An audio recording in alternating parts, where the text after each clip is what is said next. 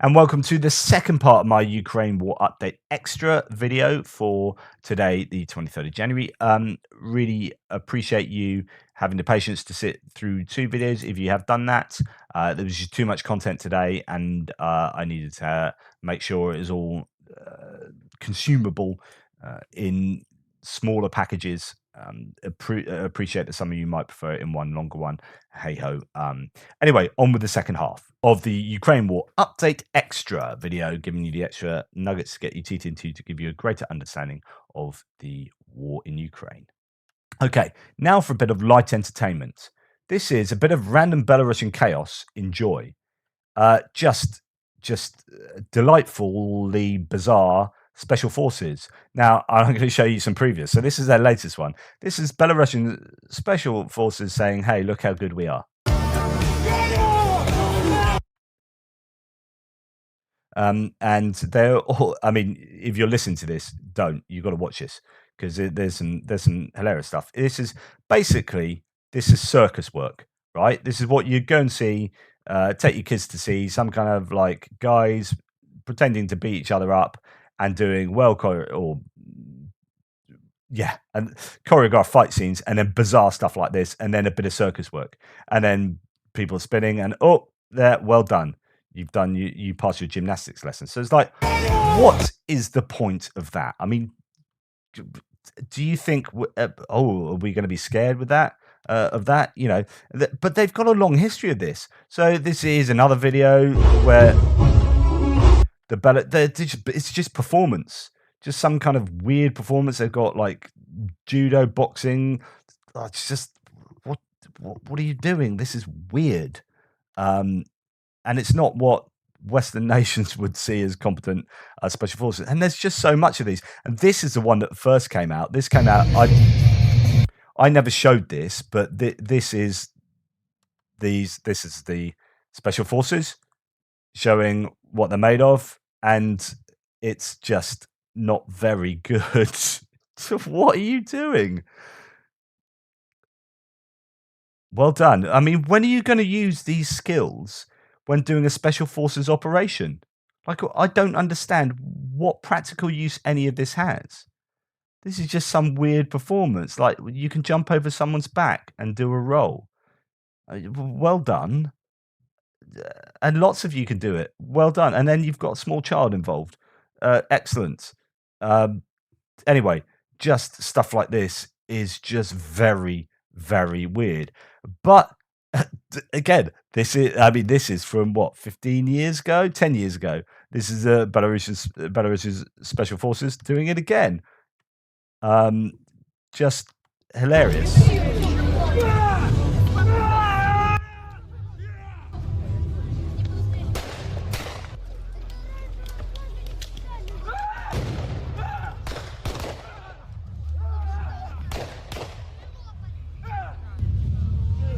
Well, I mean, what is this?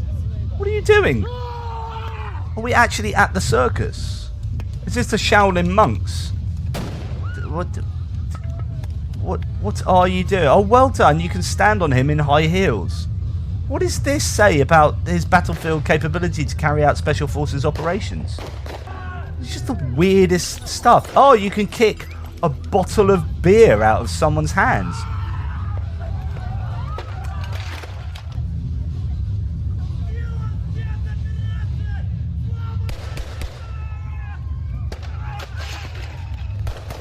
What?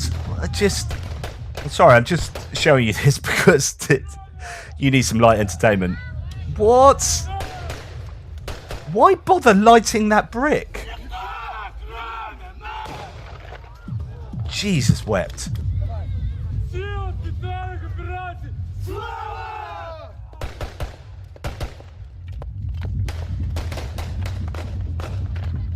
I love the last guy didn't hit his own head, hit his mate's head with it. Oh, this is just hilariously bad. This is terrible.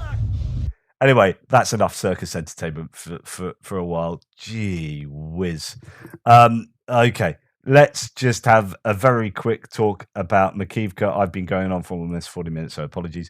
Russian soldier confirms the details of Makiivka New Year strike in this intercepted call. He names reasons for such high casualty, saying no one cared for the mobilized place in the old school. So this is the 600 odd dead and wounded from the Makiivka that the Russians denied, still deny. Then their numbers were 15, 63, 69. I had people on my threads going, oh, it's a load of rubbish. And then they had to rejig their own claims it was a load of rubbish as the Russians kept adding, kept giving you higher casualty death numbers, and then eventually they said we're not going to give actually the final results because foreign intelligence agencies will take advantage of the numbers that we present. So it's like, yeah, basically it really happened, didn't it? And then they had the two kind of faked attacks that they claimed took 600 people in Kramatorsk and Drazkivka. Afterwards, that never happened. Anyway, I'll read out this quickly, hopefully, but there'll be two people talking. I'll try and differentiate, but might not be able to. You can work out what's going on. All right, not too bad. They say we're losing, innit? I love the translation. It's someone that's been watching too much British TV's done translation. All right, not too bad. They say we're losing, innit? True or not? The reply from the other guys, F knows. Not yet, it seems, but that strike on Makiivka, I think on the night from 31st to the 1st, it was completely effed. And there were cases like that already. It could have been done properly and without putting people under a strike. Right. Properly and, in fact, very easily. Very easily, you see? They say the servicemen were calling home. Isn't it all bollocks? This is definitely a British person. Not because of that. And the other guy says, brother, it's one of the reasons. There were many reasons. The fact that people were placed close to the front line, the fact that on that territory they placed ammo and transport and diesel. It was all observable. And the fact that, yes, they were making phone calls. So this is the idea that they located the place in Makiivka because there were 600 people there, and loads of them were using their mobile phones to phone home, to loads of mobile phone activity. And the Ukrainians can pinpoint, use that mobile phone data, pinpoint exactly, find out that a place. Oh my goodness, there's like a shed load of mobile phones being used here. I wonder what's going on this close to the front line. Maybe there's a massive accumulation of soldiers. Bish bash bosh. And they strike that place. So this guy continues, such a large accumulation of people, and the locals, there are locals who rat, obviously. They take effing photos, making videos, sending where necessary, and then they strike, you see? And this is true, and I showed you a video of the person working in a call center who takes those calls. This is definitely something that happens. They could have placed those people in the forest, made dugouts, insulated them. Just how much they show on TV, these dugouts with saunas, washing, everything, field kitchen, everything, all concealed. You'll never see it. But they did otherwise. They just placed everyone in the old school and to F with them. Why go far? This is fine. Happy New Year. It always happens when people relax.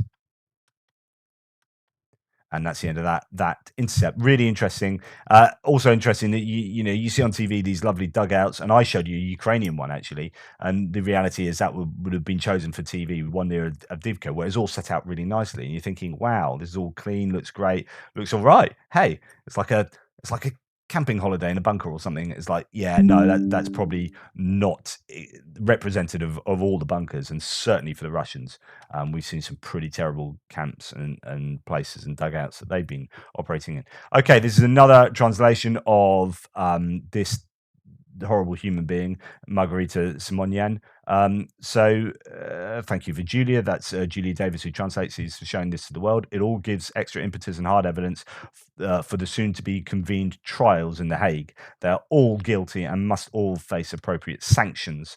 So Julia Davis says, Russian state TV discussed the best strategies to be used against the US, which included and I did report on this yesterday, it's just, I'm not so much worried about the Tucker Carlson bit here, but on just her calling for Americans to be killed, which included the idea for killing scores of Americans. They named only one American they did not want to kill, Tucker Carlson. So just this is a very long piece, but it's worth dipping into just a little bit. First of all, I'm going to go to the presenter who says he just reacting to someone else who says, "Yeah, we should take it very seriously and be far more harsh now." And there's some pretty strong rhetoric just before this. But he says, "No one doubts we should work seriously." Um, he says, no, and we are already doing that. It's being felt not only by NATO soldiers, mercenaries from NATO countries in Ukraine and Ukraine's armed forces, is already being felt by their ideological mentors and those who see themselves as the leaders of Western countries. Only Mr. Biden is sitting in relative comfort. They think they can. Sorry, I'm just going to go back. Uh, Only Mr. Biden is sitting in relative comfort. They think they can sit it out being an ocean away. These guys don't sit it out anywhere. History repeats itself once as a tragedy, once as a farce. It already smells like farce for the collective West. Once they smell the flames, they'll all run like rats. And where their behinds burn to the point that it stinks, pardon my non-parliamentary expression, then all of them will get together and, taking turns, they will declare war against their former overlord and join the one who is stronger, not the one who is in the right. So this is really interesting stuff here. I just going to stop that a second. He's basically saying that we're all going to, like, take America for example, rise up against a former overlord, as if everyone sees Biden as an overlord, like this old Democratic leader. It's like, no, stop projecting your own political system on America, right? You have a dysfunctional, effectively an autocracy, with a despotic leader, um, who is an overlord. But he says they will declare war against their former overlord and join the one who is stronger. Not the one who is in the right, they don't grasp that, but the one who is stronger. And Russia is strong.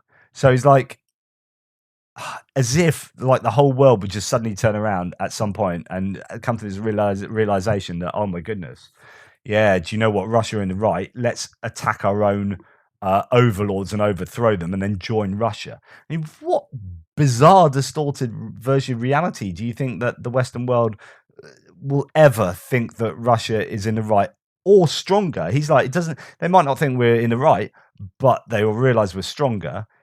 Dudes, like Poland could invade Russia now and win that war. That is literally what I believe.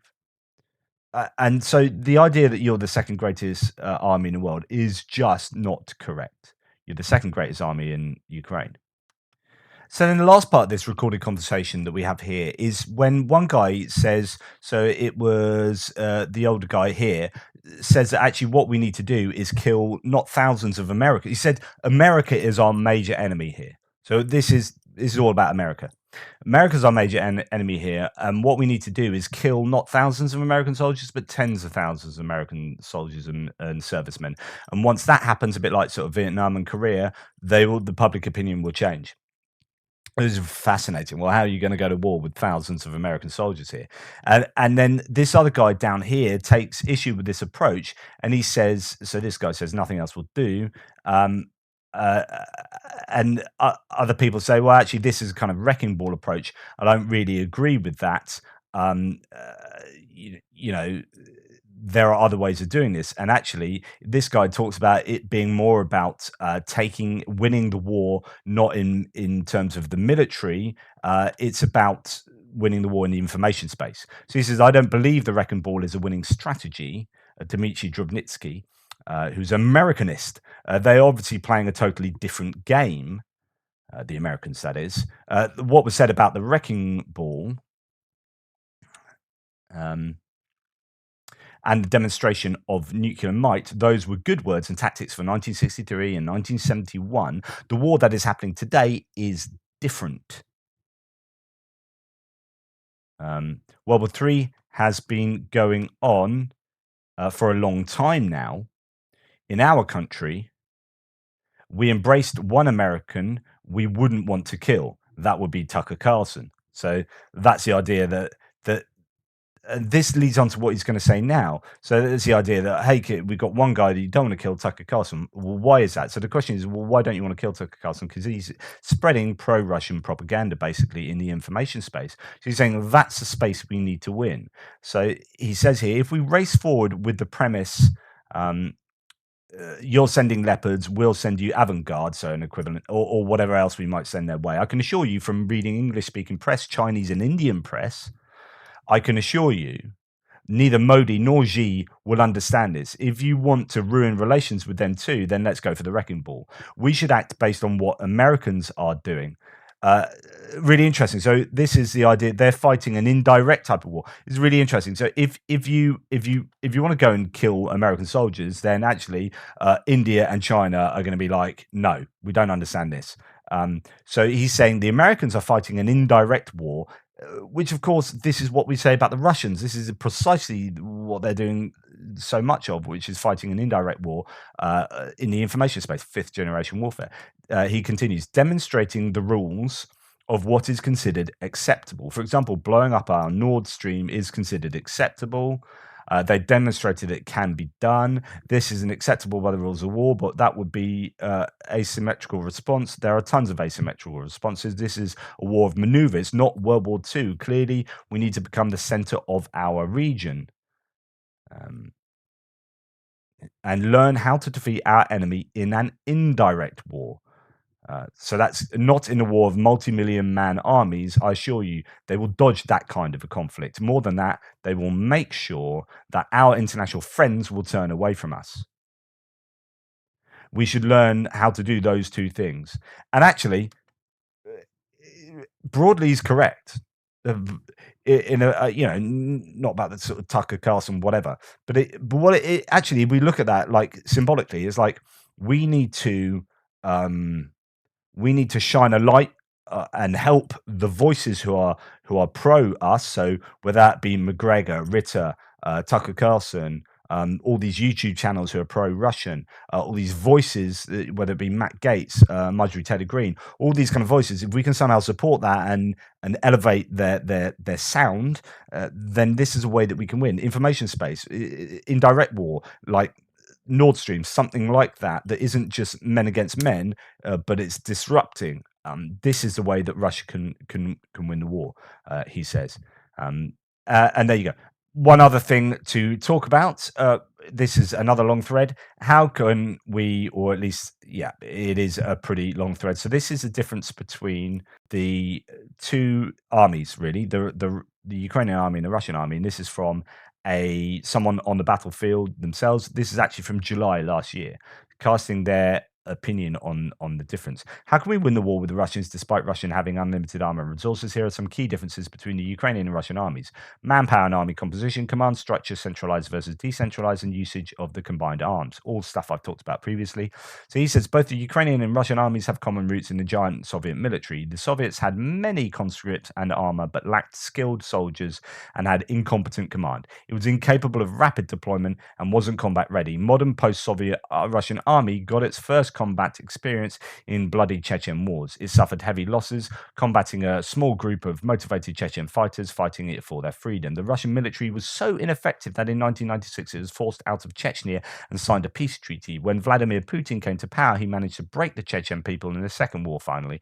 The wars were so costly that Putin decided to create a new version of the Russian military, and one we saw in glorified videos and one the world feared before February the 24th. Russia built a smaller but professional army of trained killers. The task of this army is to break less powerful enemies as fast as possible. We saw this happening in Georgia in 2008, Ukraine in 2014, and later in Syria. They're skilled to fight against a non-professional army, civilians, or no resistance at all. Russian created a tactic to use the infamous BTG. BTG, so that's a battalion tactical group, and I've talked about how this isn't prevailing idea now as this war has gone on. They've dropped the idea of the BTG. So BTG commonly consists of 800 professional killers and has a large amount of armor.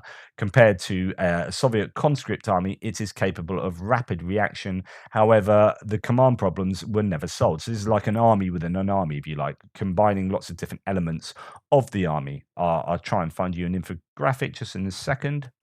So that's a representation of a battalion tactical group with all the different elements: tanks, infantry, fighting vehicles, artillery units and batteries, MLRS, surface-to-air missile system. It's like an army with an army, and you've got troops to go with that, so on and so forth. But the idea is that is maybe not so prevalent in the way they're doing their maneuvers at the moment. So he says, compared to the Soviet conscript army, it's capable of rapid action. However, the command problems were never solved. Ukrainian's army before 2014 was effectively a remnant of the ineffective Soviet force with the same issues Russia had in the Chechen wars. The army was played by Russian agents trying to sabotage it for decades. We lost Crimea and were forced into an uneasy peace treaty in the Donbass. It was clear that the Ukrainian army needed colossal reform. Ukraine never had the resources to have a comparable amount of armor to the Russians, so we decided to focus on outsmarting the enemy. The most important thing is a command structure. The Ukrainian army became heavily decentralized during 2014 to 22. The units on all levels decide how to perform their task independently from higher command. There are counter arguments to say that it hadn't quite achieved this, although the work was there. There's still some bad decision making and a bit of centralized old Soviet thinking in places. But anyway, I'll continue. This guy says, when I started my education in the military academy, I was taught old Soviet tactics in the first year. I was told that the commander was always right. However, in later years, I got training from NATO about decentralizing the combat force. Tens of thousands of Ukrainian troops went through such training for 8 years. New tactics quickly proved effective in the fight with Russians and their proxies in Donbass.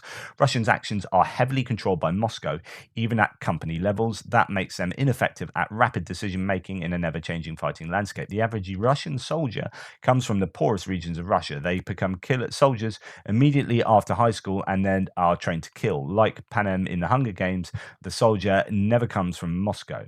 UA soldiers come from all backgrounds since this is a war for our country's freedom. Most of them are highly motivated to win the war and come back to a peaceful life. They are programmers, entrepreneurs, and even university professors in the army. Professional soldiers in the most combat-ready brigades speak English. Ukrainian army far exceeds Russian in the combined arms strategy. To win the war, all military branches shall work together. For example, during the first days of the invasion, Russian columns advanced without air cover and air defenses. Ukrainian drones and jets quickly obliterated them. Despite having unlimited artillery shells and thousands of artillery pieces, Russian advances are limited because they lack drones for reconnaissance and target finding. On the contrary, Ukrainians use commercial drones to use our limited artillery much more effectively. And although that has changed somewhat, like the Russians did then start getting on this drone thing and getting hold of loads of drones. This was certainly initially the case. We urgently need more artillery to liberate our people, land, and culture before it's too late. So I thought that was quite an interesting view from the ground, if you like, of the differences between the Russian and Ukrainian militaries. Anyway, I thought it was interesting. Last thing to share with you, because this has been monumentally long. Robotics are the way to clear a minefield. So this is a nice little one for you. This is possibly the future of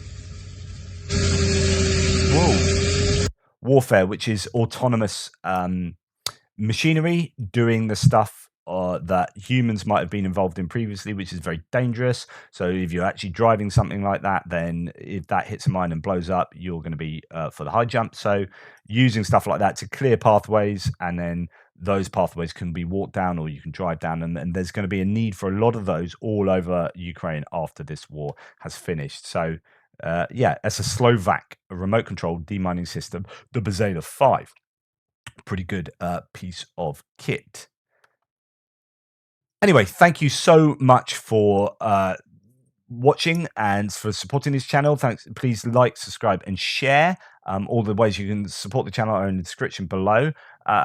I've had to split this into two, as you know, because there's so much content today. So I appreciate your patience with that. Anyway, I look forward to speaking to you tomorrow. Toodle pips.